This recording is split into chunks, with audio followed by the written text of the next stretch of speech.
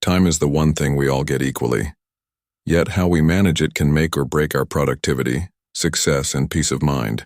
Let's talk about some of the most common time management mistakes people make, and how you can avoid them.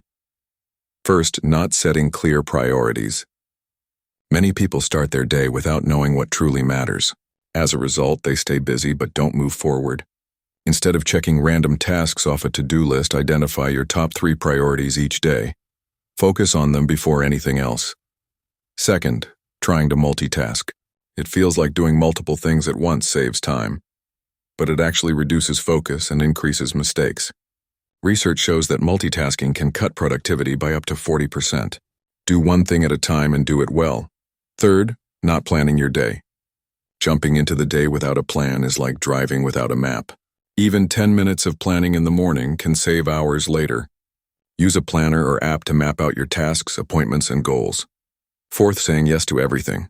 Saying yes to every request or invitation can leave you overwhelmed and off track. Learn to say no respectfully. Protect your time like it's your most valuable resource, because it is. Fifth, ignoring breaks.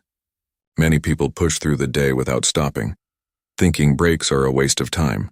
But regular breaks actually refresh your mind and help you stay focused. Use the Pomodoro technique. 25 minutes of work followed by a 5-minute break. Sixth, not reviewing your progress. Without reflection, it's hard to know what's working and what's not.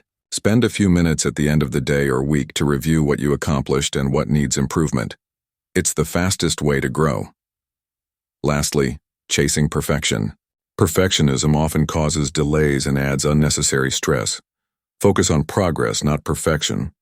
Get things done, improve as you go, and keep moving forward. Time management isn't about doing more. It's about doing what matters. Avoid these mistakes and you'll find yourself working smarter, not harder.